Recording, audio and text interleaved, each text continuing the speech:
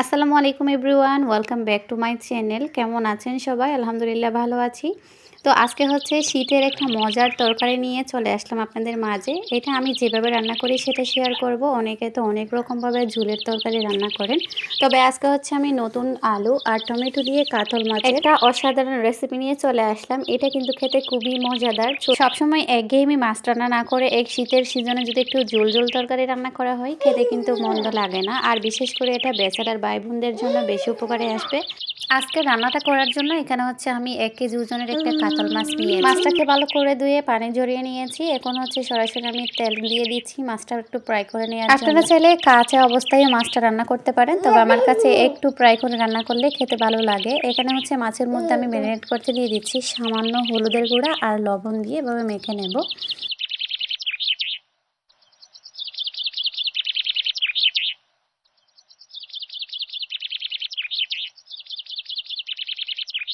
হলুদ আর লবণ দিয়ে ভালো করে মেখে নিয়েছি। অন্যদিকে তেল কিন্তু ভালো করে গরম হয়ে গিয়েছে। এখন এক টুকরো করে সবগুলো মাছ আমি তেলের মধ্যে ছেড়ে দিচ্ছি। অল্প ফ্রাই করব, যেহেতু এটা আবার ঝোল দিয়ে রান্না করা হবে, তাই বেশি ফ্রাই করব না।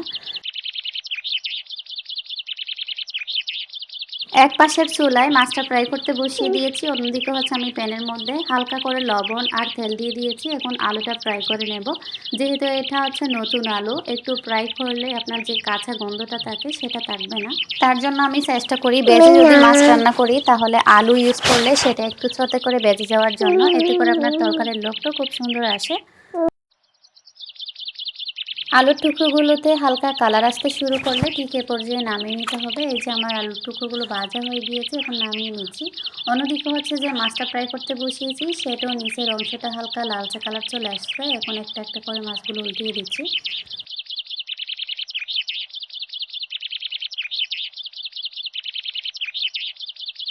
মাছটাও হালকা ফ্রাই করে নিয়েছি আর আলুগুলো একটু ছোট করে ভেজে নিয়েছি। এখন সরাসরি চলে আসলাম মূল রান্নাতে। প্রয়োজন মতো তেল দিয়ে দিয়েছি, 1 কাপের একটু বেশি হবে। পেঁয়াজ কুচি দিয়ে হালকা ব্রাউন কালার করে ভেজে নিতে হবে।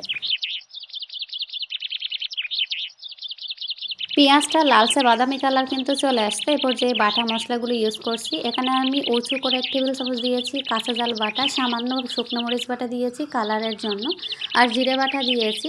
সেই সাথে দিয়ে দিচ্ছি আদা রসুন বাটা। বিশেষ করে আজকের রান্নাটা আমি বাটা মশলা দিয়ে করছি। এবার হালকা পানি ইউজ করছি যেন আমার মশলাগুলো পুড়ে না যায়। এবার প্রয়োজন মতো হলুদের গুঁড়া আর লবণ দিয়ে মশলাটা কষিয়ে নিতে হবে। যেহেতু আজকের রান্নাতে সবগুলো আমি বাটা মশলা ইউজ করছি, সেই বাটা মশলার একটা এক্সট্রা গ্রান থাকে, সেই কাঁচা গ্রানটা যেন চলে যায়। ভালো মশলার উপরে তেল উঠে আসা পর্যন্ত কষিয়ে নিলেই আপনার মশলাটা যে কোনো রান্নাতেই কিন্তু পারফেক্টলি কষানো হয়। এই পর্যায়ে হচ্ছে আমি আগে থেকে ভেজে রাখা আলুগুলো দিয়ে দিচ্ছি। ভালো করে 3-4 মিনিটের মতো এভাবে মশলার সাথে কষিয়ে নেব।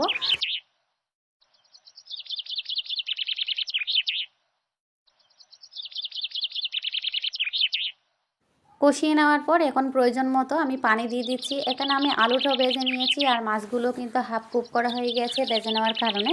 সেজন্য বেশি পরিমাণে পানি দেওয়ার কোনো প্রয়োজন নেই, যেন গামাখা গামাখা ঝোল থাকে সে আন্দাজ করে পানিটা দিয়েছি। এখন হচ্ছে আবার আলুর সাথে ভালো করে ঝোলটা মিশিয়ে নিয়ে এখন রান্না করব আমি 4 থেকে 5 মিনিট, এতে করে সুন্দর একটা ব্লক চলে আসবে।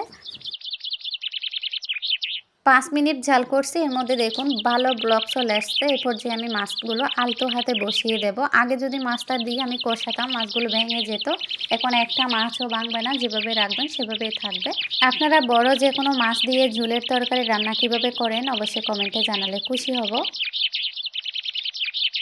এই তো আমি সবগুলো মাছের টুকরো উপরে বসিয়ে দিয়ে দিচ্ছি টমেটো। 4 থেকে 5টার মতো হবে। এখানে আলতো হাতে টমেটো বসিয়ে দিয়েছি, এটা কিন্তু বাফেও নরম হয়ে যায়। এখন আমি পুনরায় রান্নাটা করে নিচ্ছি।